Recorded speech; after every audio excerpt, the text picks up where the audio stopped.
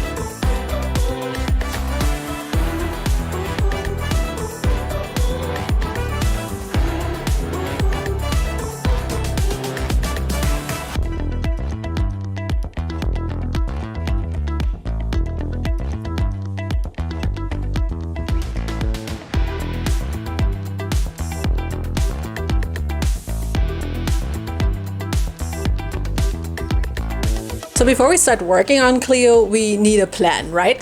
I always admired CLEO for having so much confidence and being so fashionable. As being confident has been something that I struggle with to this day. So when working on CLEO's concept, I actually had a conversation with Blue Pixie about her experiences with Vitiligo. And it actually resonated with me on many levels when it comes to self-esteem issues. And although I don't have vitiligo, I think it is important to share and amplify the stories of those who do struggle with self-esteem issues and represent them in a respectful and inspiring way. For those who don't know, vitiligo is an autoimmune condition where the immune system attacks melanocytes, which are the cells that are basically responsible for the color of your skin. There's a huge psychological impact from this condition, from a societal and physical aspect, ranging from problems like bullying, self-esteem issues, to harmful misinformation and beliefs that vitiligo is contagious or some kind of evil curse or something like that. And despite all of this, there are so many creators, artists and advocates who have a truly powerful messaging around this condition. And they're a living proof that it doesn't matter what people see on the outside, you're just as beautiful and a boss as anyone else. And who would be a better candidate for this than CLEO? For resources, I looked at these articles and documentaries, and I also suggest these TikTok creators. And as to why we need more vitiligo awareness, here are also some videos to watch. Other links will also be in the description box below. So having referenced a bunch of creators, artists and resources, my friend Makinia was so kind to help me come up with the concept. I'm gonna give CLEO a beautiful asymmetrical turquoise dress with a black lower skirt, a belt with a bunch of chains and golden highlights, a beautiful Egyptian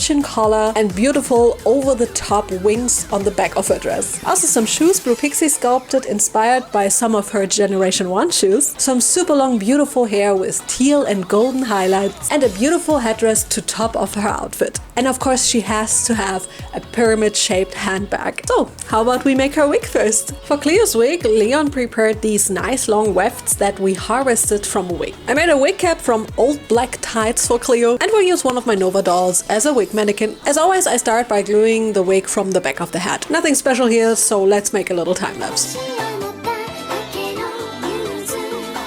When I reach the point of where the bangs will start, I glue the first wefts for the bangs to the front of the wig. Set it with hairspray and heat before cutting it to the right length. I fill up the bangs completely and then add some very slim teal wefts that I made from leftover doll hair. And it would not be CLEO DE NILE if she didn't have tinsel hair, right? So I add some golden tinsel to her wig as well. I really like the idea of having two braids in the front of the wig, so I made a two-colored weft and braided before gluing it onto the wig like this. Now just the parting wefts are missing that I folded around with heat beforehand. And now just glue them on top of the wig and set them with more heat and hairspray. And then add these little golden beads to the braided parts and just simply glue them in place. Now it's time for the headdress. I prepped some vector graphics for it in Adobe Illustrator and cut out the shapes from black and iridescent teal pleather with my X2 P2 CO2 laser cutter. That's a mouthful. The pieces turned out perfect, so I first take the base of the headdress and apply some soft UV resin to the middle part, which will be the headband later. I spread it with a toothpick, and when I'm satisfied, cure it for a couple of minutes in my UV lamp. Afterwards, I can take my gold chrome nail art powder and apply it to the resin part with a little sponge applicator. I am still to this day shocked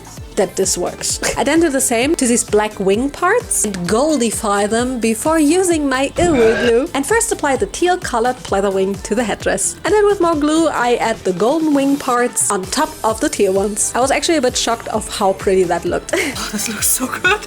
Oh my god. To be able to pose the wings a little bit nicer though, I glued a little flat wire to the backside of the headdress and will now attach the headdress to a little tiny headband that I cut from acrylic with my laser cutter. I prepped some chains with a golden scarab and a beaded chain and first apply the beaded chain all the way along the headband. And then I glue the scarab with the chains to the center of the headband. And with that, the wig and headdress are done. I'm so happy how good the tinsels look in her hair, and the headdress really tops it off in my opinion. And now, how about we paint Cleo's face? Before starting the actual face up, I will paint the vitiligo on Cleo's face. I decided to give her segmental, localized vitiligo, as those forms usually stop spreading after a while. And since she's a doll, her vitiligo would less likely change over time, so I thought it would be the best option. Afterwards, I spread some pearly shimmers on her face like always before starting to blush it. Some people have asked me what shimmers I use, but I really just search for micro glitter powders on eBay or Amazon. When satisfied with the blushing, I take some deeper pinks and also blush her lips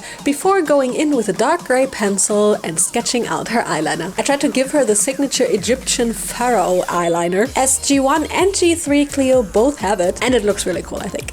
After I mirrored it to the other eye, I then already go in with some black acrylic paint and line it with a brush. For some reason, I had a really hard time painting this face up because I had a super shaky hand day for some reason, and therefore had a really hard time making the lines look neat, but I took my time and it kind of worked in the end. I also give her some teal eyeliner with some ink that I borrowed from my Posca marker, and as you can see, I also sketched out some Eye of Horus lines underneath her eye and will now fill them in with liquid golden paint. I think this looks super cool. I actually got the idea for that by Etelan's beautiful CLEO De Nile revamp. Go watch that video after mine. To determine Cleo's eyebrows, I sketched them out with some pastel chalk dust and erased them in shape with a kneaded eraser that was actually lost for a while because it got stuck on the bottom of a cardboard piece, and I was searching it for ages. For painting her lower lashes, I'm using some burnt umber colored gouache paint and the tiniest brush that I could find. When satisfied with one side, I then paint the other side. That will give her some white lashes on the vitiligo parts. And while using the brown gouache paint, I also decided to give her eyebrows some single hairs for a more defined look.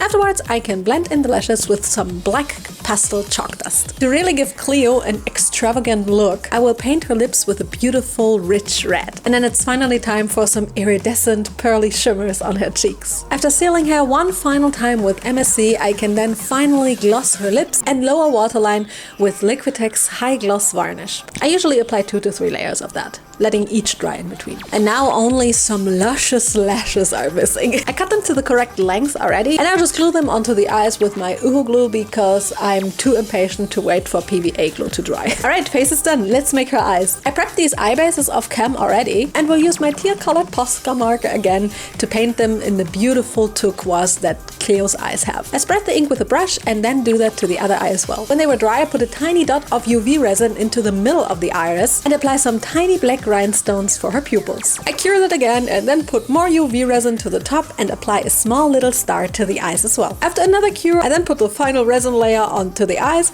and also sprinkle some turquoise colored glitter on top. The final eyes look like this, and I think they are just super gorgeous. And here is also the finished face. And you know what that means. It's finally time to slap the eyes and the face together to see how she looks like. Okay, wow, those eyes are absolutely gorgeous. And all the colors go so well together. I actually can't wait how she's gonna look like fully assembled with all the clothes later on. But first, we need to paint the vitiligo on her body as well, right? I roughly sketched it out with a pencil here, and now just fill it in with the same paint that I used on the face. It's pretty self-explanatory, so let's speed up the process here with a little transition. The finished paint job looks really, really pretty, I think. And with all the painting out of the way, we can now make her a super cool outfit. So other than the fact that I will make Cleo's outfit hella cute, this week's sponsor is also super cute. Dragon Mania Legends is a free dragon simulator game that you can enjoy on mobile, tablet, or Windows PC. You enter Dragonlandia and settle down in the what? Archipelago? I have no idea how to say this. The Microwave Archipelago. Unleash your inner artist and decorate your own fantasy island with special farms where you grow food and habitats. Feed, pet, and train over 1,000 unique dragons. Grow them from egg to adult. Master their elements, train them, and participate in exciting battles against the mighty Vikings. Play one of the many mini-games and embark on special quests. And the best part is, you can even play with your friends and family to start your own clan for some extra power and collaboration in the game. And actually now is an awesome time to join Dragon Mania Legends, since December will unite players and bring many exciting game events. Celebrate the holidays with us by clicking one of the two links in the description box below, where you can either choose the Meteorite Dragon or the Cherry Blossom Dragon that I personally started with. You'll also receive the dragon of your choice with the starter goodies of 100,000 gold and 50,000 food. This will help you unlock new habitats and advance your dragons quickly. So hurry and claim your favorite dragon through one of my links in the description box, as this will be only available for 1 month. Thank you so much, Dragon Mania Legends, for sponsoring this video. It's such a fun game. And now let's get right back into the process. To make Cleo's outfit, I actually found a bunch of beautiful fabrics and accessories in my stash. And to make her dress, I'm going to be using this teal colored chiffon. I kind of always end up with using chiffon, even though I hate working with it. And I'm gonna layer it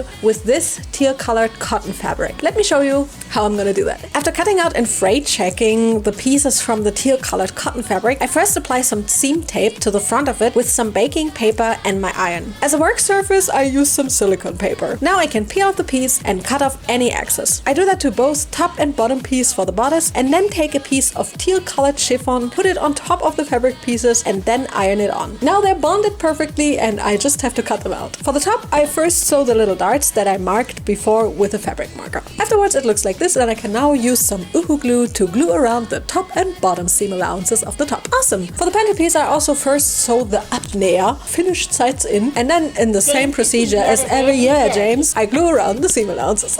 Now I can slap the panty together and sew the back seam good sides in. And then I just need to sew the crotch seam good sides in as well. With that, the panty is finished, and I now need to connect it to the top piece by using this glittery black tool. To attach it, I will simply glue it because I do not want any visible seams. And after I glued that, I now just need to put on the top piece of the bodice in the same fashion and end up with a very pretty bodice. To make the neck holder part, I prepped a glittery tool piece with some golden fabric vinyl strips that I ironed on, and also a little collar that I made from golden fabric and just cleaned it up. And now I just have to glue the tool piece onto the collar and then the whole thing onto the bodice. To be able to make some 3D golden elements that go around the bra cups, I cut some curved strips from pleather with my laser cutter. And then in the same fashion as the headdress, I will goldify the resin with my chrome powder. And with some uhu glue, I can then attach those pieces to the bodice. For the chain elements, I first have to prep some small chains that I attach to little jumper rings until I end up with something like this. For easier handling, I put the bodice onto the dress and now pin the chains in place before sewing them on. You might notice that the vitiligo is missing here on the body, but that is simply because my videos don't always show the actual order in which I made things. Here I have another scarab that I actually 3D printed from a free file and now painted gold with my liquid golden paint. I then just attach it with some glue to the center of the chain piece, and with that the bodice of the dress is done. Next up, we need to make the skirt of the dress. I thought it would be a lot easier if the skirt was separate from the bodice of the dress. But first we need to make a golden vinyl print that I conveniently already prepared.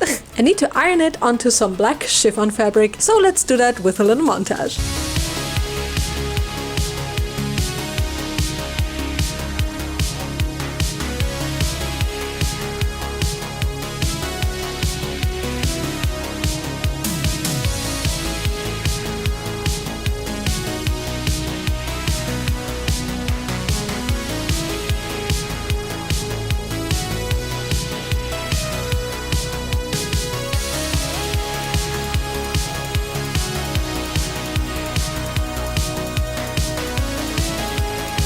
After finishing the ironing and cutting, the skirt piece looks like this, and I will now attach this sheer white fabric to the curved seam. Then I will need to cut around the edge of the golden vinyl to clean up the fabric and make it look super neat. This took forever, by the way.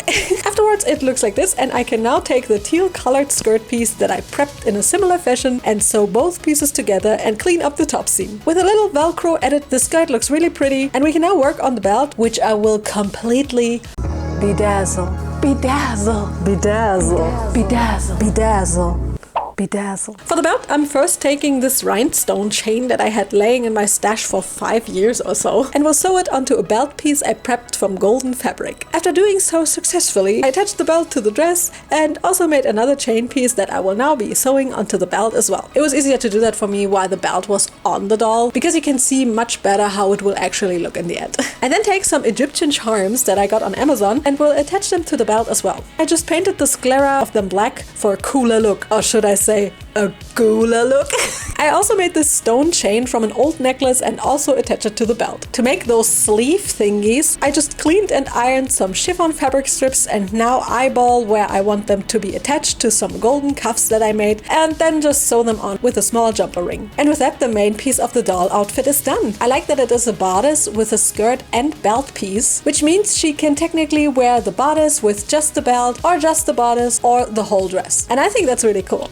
Next step is to make her accessories. Let's start by making the collar. I cut out the pattern piece from black pleather and first attach a big rhinestone to the center of it. With a combination of sewing and gluing, I then start to work my way along the collar, attaching beaded chains, rhinestones, and everything I could find that would possibly look good on it to the piece. Since it will be symmetrical, I figured out one side first and then tried to mirror it to the other side. I found it a lot easier doing it this way because figuring out the pattern for one side of the collar was the most time-consuming thing of the whole thing. In general, making this collar took a lot longer than I had anticipated. So how about we speed up the process here a little?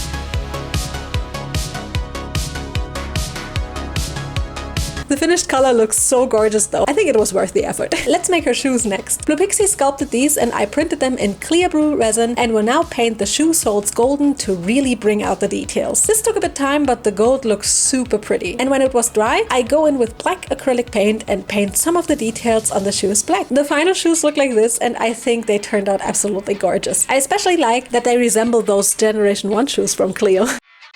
So to make the pyramid-shaped handbag, I really had to figure out a way how to make it work. But I think I figured out a good method by using foam, golden fabric, and my beloved and behated Sprühkleber.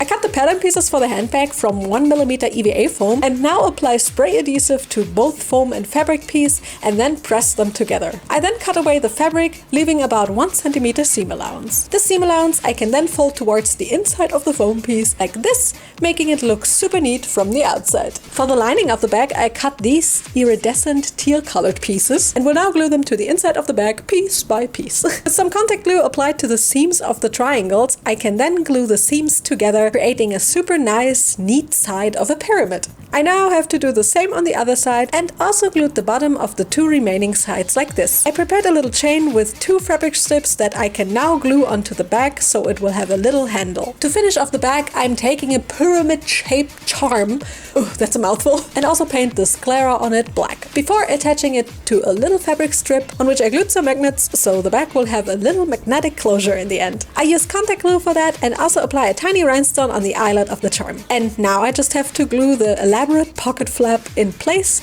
alongside with the lower magnet and end up with the coolest handbag ever. I know it's completely unnecessary that the bag actually works and is usable and openable for the doll, but I actually love little things like that.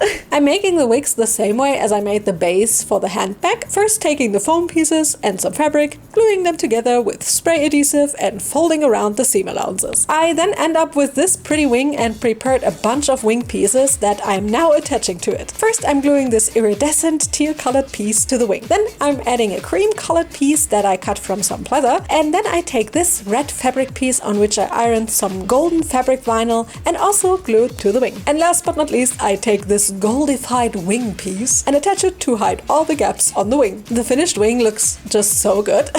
And I conveniently made the other one already as well, so we can now make an armature and attach them to it. I basically just bent a flat golden wire in shape so it will go around the doll neck later on, and then use some uhu glue to attach the wire to the back side of the wings. And with that, the wings are done, and I'm super pleased how nice they turned out, considering the fact that I almost had no time left to make these. But nonetheless, there's one thing I still want to make for this doll. I actually had been thinking for a while to give my Monster High Redesign dolls custom doll stands, and I finally came up with a perfect design for those. I'm basically going to be using their skeletts as an inspiration for the doll stands that every Monster High character has, and we'll turn these into doll stands. I actually already made some for my other ghouls that I redesigned, so how about we make one for Cleo as well.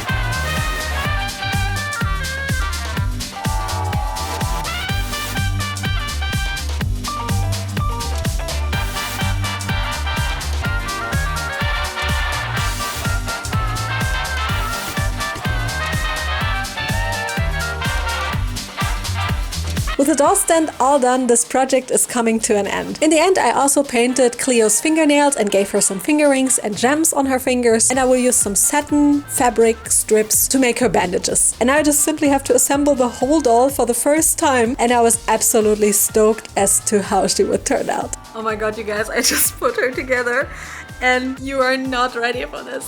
I am not ready for this, but I know you're dying to see her. So, presentation time!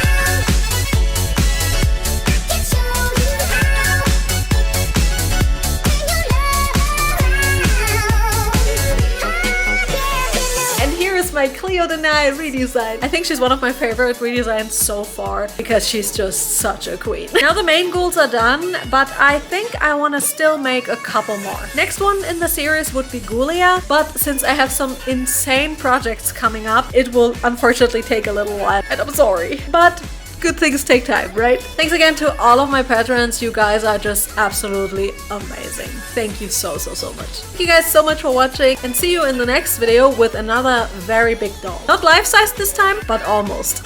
Bye!